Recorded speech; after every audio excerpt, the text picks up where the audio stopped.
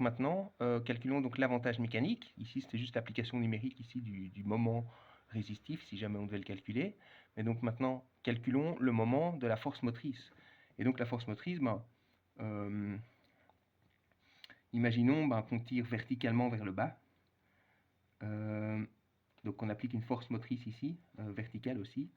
Et donc à ce moment-là, je vais l'écrire ici pour qu'on voit, le moment de la force motrice, c'est donc la force motrice fois son bras de levier, fois Bm. Et donc dans ce cas-ci, la force motrice, tout comme la force résistive, elle est dirigée verticalement, mais vers le bas, donc dans la direction opposée des Y. Donc il y aura moins Fm.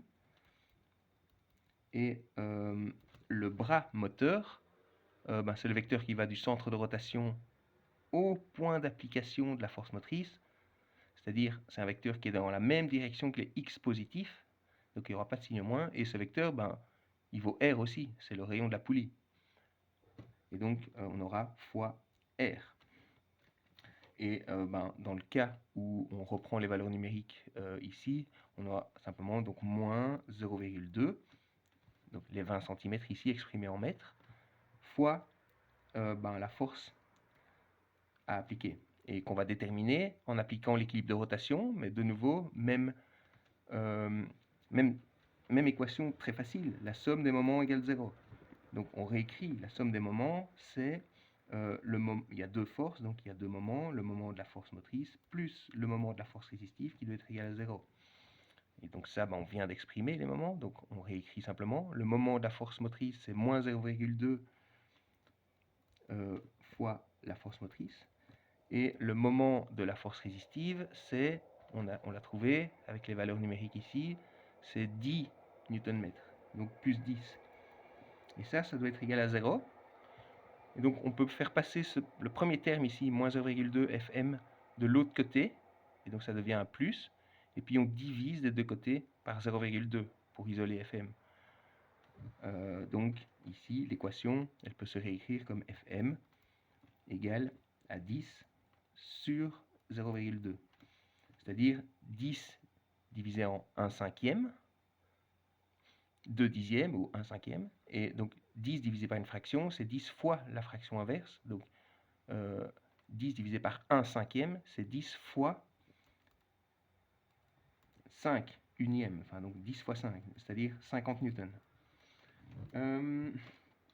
Et donc on avait quoi comme force résistive? On avait dit qu'on avait 5 fois 10. C'était bien ça, la force résistive, c'était la masse fois G.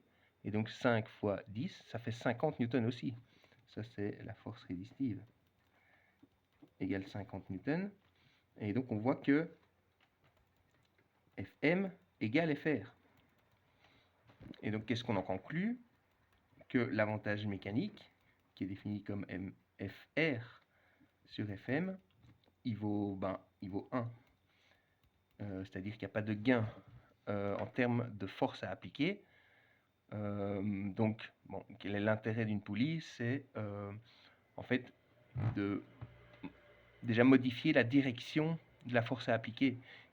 Sans poulie, si on voulait soulever la charge M, il faudrait appliquer une force vers le haut, c'est-à-dire soulever, et ça utilise des muscles différents. C'est plus difficile que, par exemple, tirer sur une corde, et parfois même tirer dans le sens oblique. Dans le cas oblique, on aura simplement que si on tire comme ça, on aura toujours le bras de levier, R, fois la force.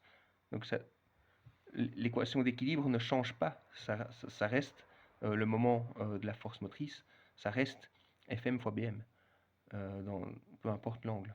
Mais donc l'intérêt d'une poulie, c'est de changer la direction de la force. Donc le travail est le même, ça on le sait, mais la direction de la force a changé. Et oui, donc ici, de la même manière, on peut calculer le travail. En fait, quand la masse, quand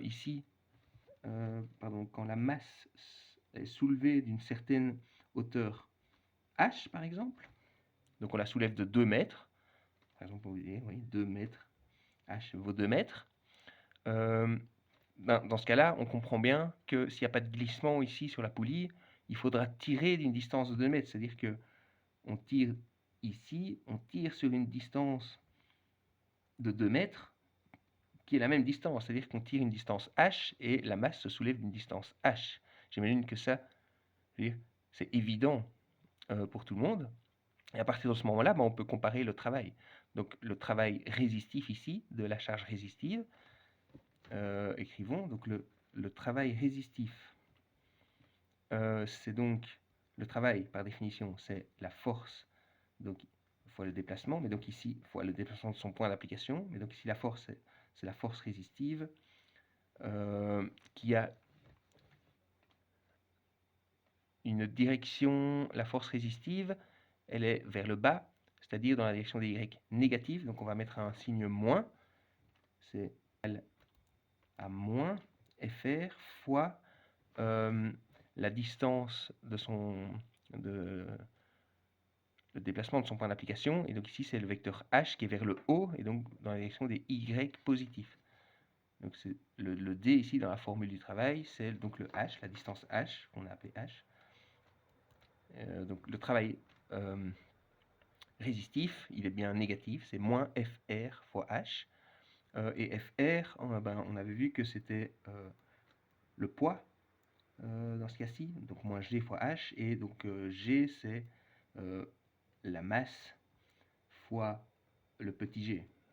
Et donc le travail ici, c'est MGH, comme on verra dans le chapitre suivant.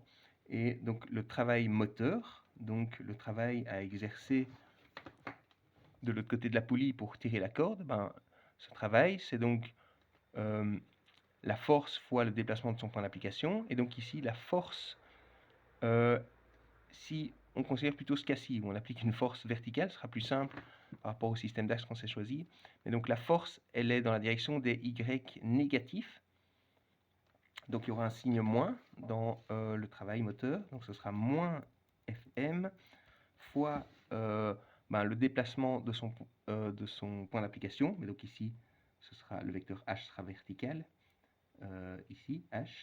Et donc lui, il est aussi dans la direction des Y négatifs, le vecteur H. Donc il y aura aussi un signe moins qui accompagne H dans l'expression du travail résistif. Et donc les deux signes moins se compensent. Et donc on aura que ça vaut la force motrice fois H, qui est plus grand que 0. Donc c'est un travail moteur. Et la force motrice, on avait vu que dans le cas d'une poulie, elle était égale à la force résistive. C'était les 50 newtons qu'on a. Mais dans le cas général, elle est égale à la force résistive. Donc le travail moteur, c'est la force. On peut écrire que c'est la force résistive fois la hauteur, et la force résistive, c'est le poids, c'est mg. Donc c'est égal à mg fois la hauteur. Et donc on voit que ici, de nouveau, on a que la valeur absolue du travail résistif, où le travail résistif est égal au signe près au travail moteur. Il y a conservation du travail, la poulie ne crée pas de travail, ne crée pas d'énergie. Voilà. Alors,